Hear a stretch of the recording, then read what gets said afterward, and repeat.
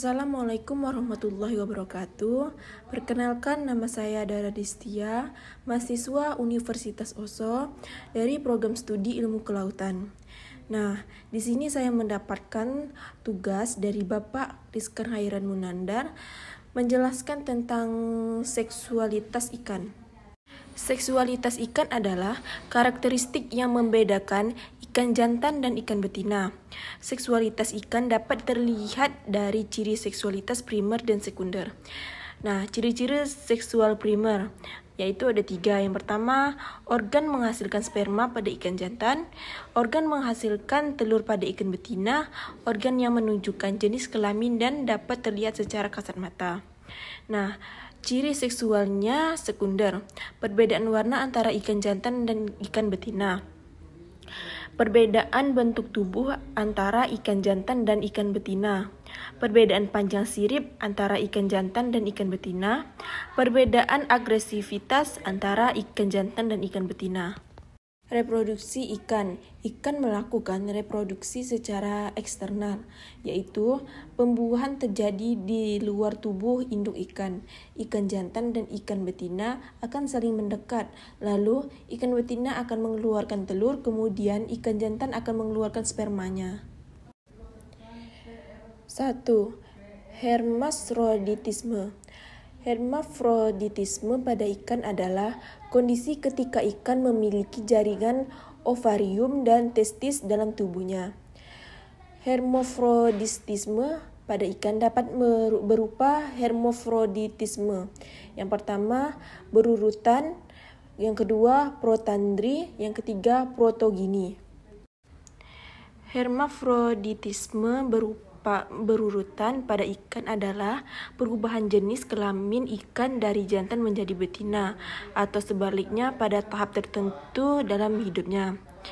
Hermafroditisme berurutan dapat terjadi pada berbagai jenis ikan, gastropoda, dan tumbuhan. Jenis hermafroditisme berurutan yaitu protandri. Ikan berkembang sebagai jantan terlebih dahulu, kemudian mengubah jenis kelamin menjadi betina. Contohnya ikan badut. Yang kedua yaitu protogini. Ikan lahir dengan organ reproduksi betina, kemudian mengambang alat kelamin jantan di kemudian hari.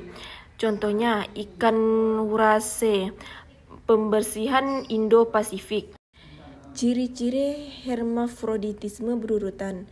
Yang pertama, pada banyak ikan hermafrodit berurutan, jaringan kedua jenis kelamin terdapat dalam gonad sebelum perubahan jenis kelamin. Pada beberapa ikan, jaringan reproduksi sepenuhnya digantikan oleh jenis kelamin sekunder. Hermafrodit berurutan biasanya hanya dapat mengubah jenis kelamin satu kali, tetapi ada juga ikan yang dapat berganti kelamin sebanyak yang mereka butuhkan.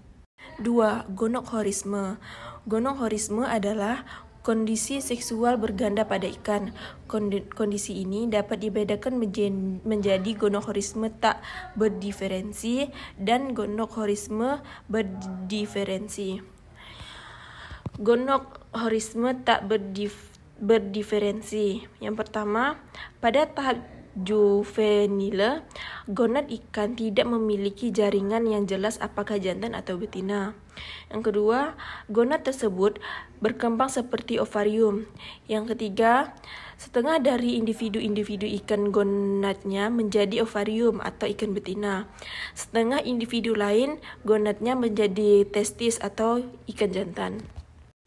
Nah, berikut ini adalah contoh organ reproduksi pada ikan. Nah, di sini menunjukkan bagian-bagian ikan dan bagian-bagian organ ikan. 3. Sifat seksual primer dan sekunder. Sifat seksual primer pada ikan adalah organ reproduksi yang terlihat secara kasat mata. Sedangkan sifat seksual sekunder adalah ciri-ciri yang tidak terlihat secara kasat mata. Nah, sifat seksual primer. Yang pertama, organ reproduksi ikan betina berupa ovarium dan pembuluhannya. Yang kedua, organ reproduksi ikan jantan berupa testis dan salurannya. Yang ketiga, Testis merupakan tempat menghasilkan dan pematangan sel-sel sperma. Yang keempat, ovarium berfungsi menghasilkan sel telur atau ovum. Nah, ini adalah contoh gambar dari setengah dari individu ikan gonadnya yang menjadi ovarium dan testis. Nah, berikut ini adalah perbedaan dari sifat fisik yang ditunjukkan dari jenis kelamin ikan betina dan ikan jantan. Sifat seksual sekunder. Yang pertama, ciri seksual sekunder yang permanen atau tetap, yaitu tanda ini tetap ada sebelumnya, selama dan sesudah musim pemijahan. Ciri-ciri seksual sekunder dapat berupa dimorfisme dan dikromatisme seksual. Dimorfisme seksual diukur melalui bentuk sirip ekor, tubuh, dan bentuk perut. Dan yang terakhir, dikromatisme seksual diukur melalui warna sirip. Nah, ini ada perbedaan sifat fisik dari perbedaan mulut ikan betina dan mulut ikan jantan.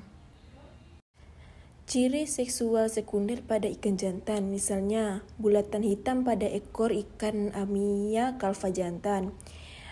Yang kedua, gonopodium pada Gambusia affinis. Yang ketiga, clasper pada golongan ikan Elasmobrachia.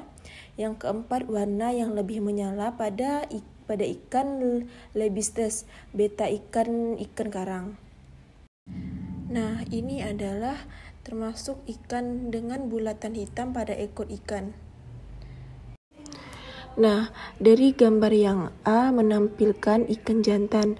Nah, ciri khas yang terlihat jelas adalah adanya sirip anal yang termodifikasi menjadi organ intromiten atau alat untuk memasukkan sperma pada ikan jantan dari famili Bacillidae, termasuk Mosquitofish. Nah, pada gambar yang B, bagian ini menunjukkan detail struktur gonopodium pada ikan jantan yang diperbesar. Terlihat jelas modifikasi pada jari-jari sirip anal ditandai dengan ray 4 dan ray 5 yang membentuk struktur seperti batang dengan ujung yang kompleks.